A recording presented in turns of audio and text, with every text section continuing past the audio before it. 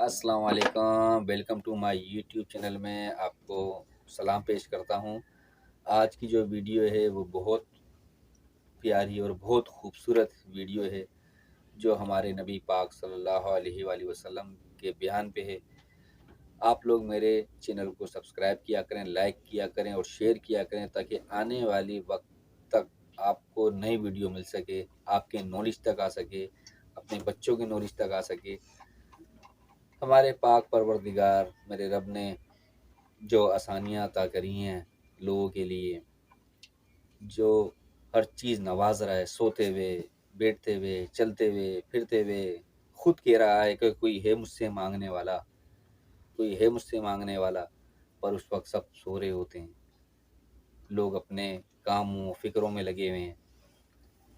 تو ویورز، ہمارے نبی پاک صلی اللہ علیہ وسلم بھوک کی حالت میں کس طرح سے چلے، کس طرح سے سروائیو کیا، چلیں چل کے یہ ویڈیو دیکھتے ہیں۔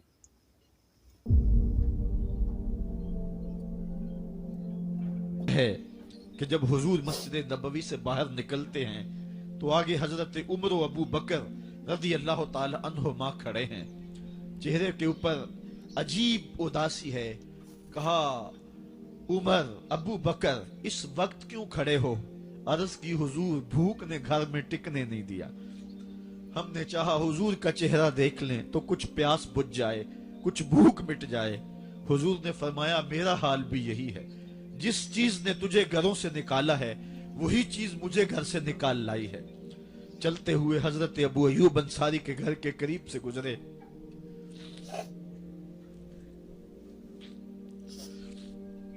حضور کی خوشبو پا کے وہ باہر آ گئے۔ عرض کی بندہ نواز، آج میرے مہمان نہیں بنتے؟ حضور نے کہا تمہاری مرضی۔ گھر لے گئے، چٹائی بچھائی، حضور کو بٹھایا، گھر والوں کو بکری کا بچہ ذبح کر کے دیا، کہا جلدی جلدی کھانا تیار کرو، میرے آقا کو بھوک لگی ہوگی۔ یہ کہہ کے واپس آئے، حضور کے پاس بیٹھے، نظر چہرے پہ پڑی تو گھبرا گئے۔ نکاحت کے آثار اتنے واضح تھے کہ سمجھ آ رہی تھی کتنے دنوں سے حضور نے کچھ نہیں کھایا۔ اٹھ کے باغ میں چلے گئے، کھجوروں کا خوشہ توڑا، حضور کے سامنے رکھا، کہا بندہ نواز جب تک کھانا تیار نہیں ہوتا یہ کھجوریں تناول فرمائیں۔ تھوڑی دیر کے بعد کھانا دسترخوان پہ لگ گیا، حضور سے عرض کی گئی حضور آئے کھانا تناول کر لیں۔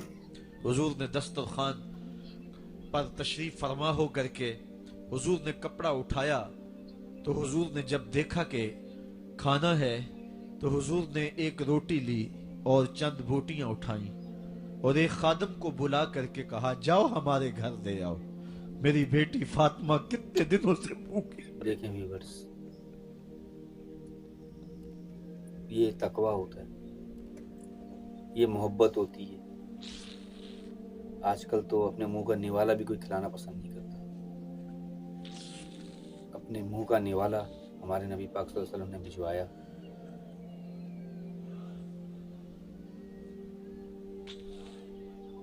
کہا جاؤ ہمارے گھر دے آؤ، میری فاطمہ کتنے دنوں سے بھوکی بیٹھی ہوئی ہے۔ مال کے کونین ہیں گو پاس کچھ رکھتے نہیں، دو جہاں کی نعمتیں ہیں ان کے خالی ہاتھ میں۔ آپ کو پتا ہوگا کہ جب میرے رسول کا انتقال ہوا ہے، حضور کا وصال ہوا ہے، تو حضور کی ایک زرہ ایک یہودی کے گھر میں گروی رکھی ہوئی تھی۔ حضور نے زرہ رکھ کر کے اس سے قرض لیا ہوا تھا۔ یہ اسلام کی غربت کی کہانی ہے، اور پھر اللہ نے اسلام کو امارت کے رنگ بھی دیے۔ آؤ تمہیں کہانی سناؤں۔ حضرت عدی بن حاتم روایت کرتے ہیں، صحیح بخاری میں روایت ہے۔ یہ حاتم تائی کے بیٹے ہیں، کہتے ہیں میں حضور کی خدمت میں حاضر ہوا، ایک شخص آیا کہنے لگا حضور غربت نے میرا برا حال کر دیا ہے، اور اس نے شکایت کی، غربت کی، پسماندگی کی اور اپنی معاشی بدحالی کی۔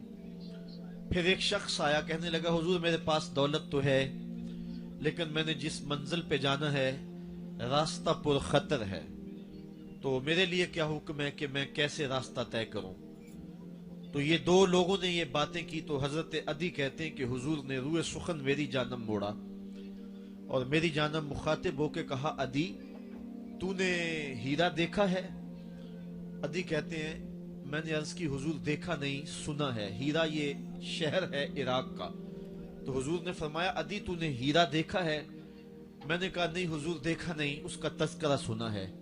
فرمایا عدی اگر اللہ تجھے زندگی کی مہلت دے تو ہیرا سے ایک خاتون چلے گی، تو اپنی آنکھوں سے دیکھے گا اور مکے تک پہنچے گی اور اللہ کے گھر کعبہ کا طواف کرے گی، اور اس کو ہیرا سے لے کر کے مکے تک اللہ کے علاوہ کسی کا ڈر نہیں ہوگا۔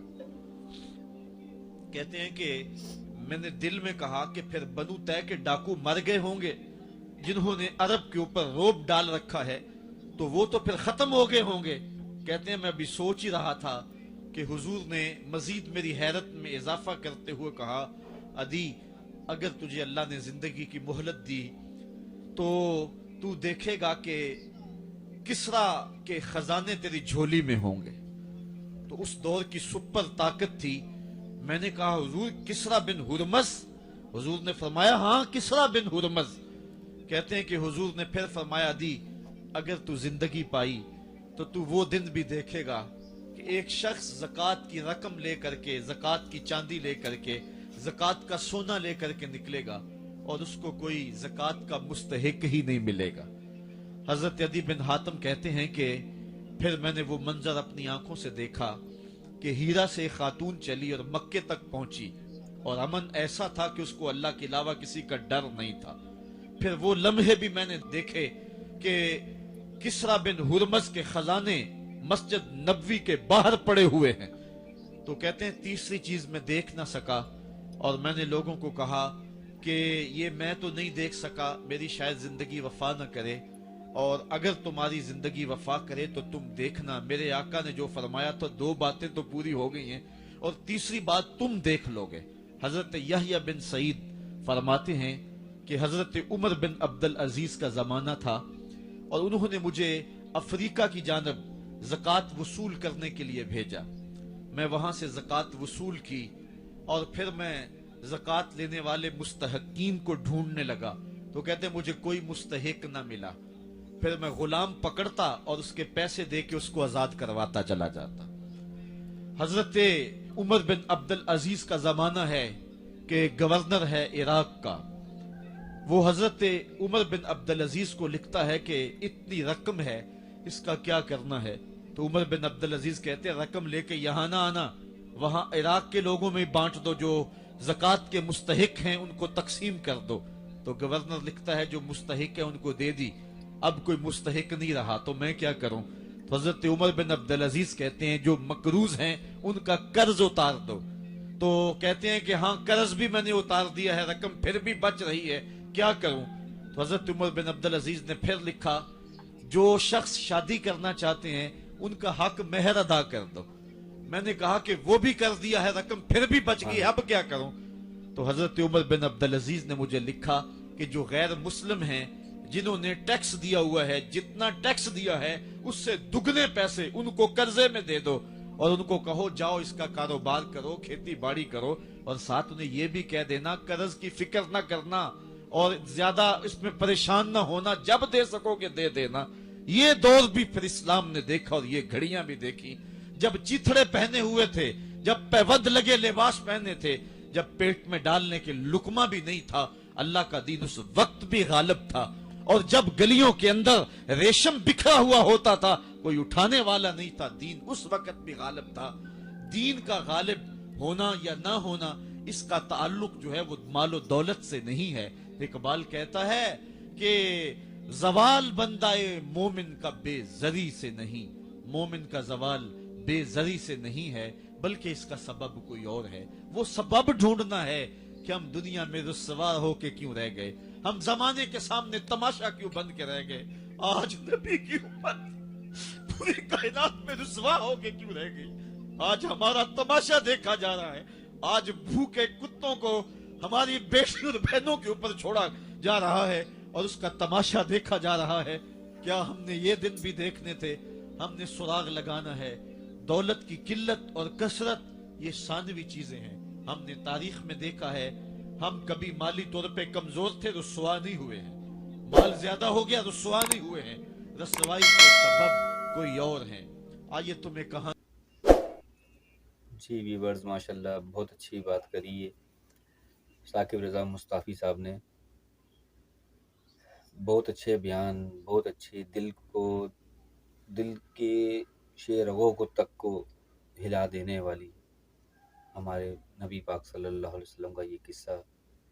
पैसा बहुत आया, बहुत था, सुना आप लोगों ने कि वो उन्होंने बाँट दिया, कहा कि लोगों को दे दो, बाँट दो, जो लोग हक मेहर देना चाह रहे हैं उन हक मेहर में दे दो। सबको बंटवाने के बावजूद भी पर उनके ख़जाने में, रब के दिए हुए ख़जाने में कोई कमी नहीं आ रही थी। पर वो खुद फटे हुए कपड़े, खुद भूख की हालत में तरसे हुए, इतना पैसा होने के बावजूद भी ये रब की मोहब्बत नहीं है तो फिर क्या है। पैसा सबके पास होता है व्यूअर्स, जिनके पास नहीं है वो हाय हाय करते हैं, जिनके पास होता है वो भी हाय हाय करते हैं, शुक्र अदा कोई नहीं करता। अगर आपकी जेब में 10 रुपये भी हों और अगर आपसे कोई पूछे कि आपके पास पैसे हैं, तो आप मना ना करें, क्योंकि वो ज़ात ऐसी है, उसको पता है आप अल्लाह के नाम पे 1 रुपया देंगे, वो 10 गुना देने वाला है। और झूठ अल्लाह को पसंद नहीं कि अगर आपसे कोई शख्स पैसे मांगने आता है या कुछ आपसे, आप उसकी हेल्प करना चाहते हैं या वो आपकी हेल्प करना चाहता है और आपसे वो कहता है कि आप मुझे कुछ दे दें, और आप, जैसे आजकल के घरों में भी ये होता है कि बहन भाई वगैरह या रिश्तेदारों में पैसे होने के बावजूद भी आप परेशान हैं, आप तंगदस्ती में हैं, तो अगर कोई मांगने आता है तो हमारे पास होते हैं पर हम बोलते हैं है ही नहीं, हम खुद परेशान चल रहे हैं, हमारे घर में खुद खाने को लाले चल रहे हैं। तो ये ज़ात पाक अल्लाह ताला की वो देख रही होती है। खर्च करके देखें, अल्लाह के नाम पे निकाल के तो देखें, वो बेनियाज है, वो इतना नवाजेगा, रिस्क में, घर में, कारोबार में बरकत रहमत अता करेगा इंशाअल्लाह ताला। अल्लाह ताला पे उम्मीद और भरोसा और तवक्कल ये सच्चे दिल से रखें, वो नवाजने वाला है। जब वो नवाजने पे आता है ना, तो व्यूअर्स, इंसान तसव्वुर भी नहीं कर सकता और गुमान भी नहीं कर सकता कि ये कहाँ से आ रहा है। इंशाल्लाह फिर आपके साथ फिर हाजिर होऊंगा एक नई वीडियो के साथ। मेरी वीडियो को लाइक, शेयर और कमेंट्स लाजमी करें। अस्सलाम वालेकुम वरहमतुल्लाहि वबरकातुहू।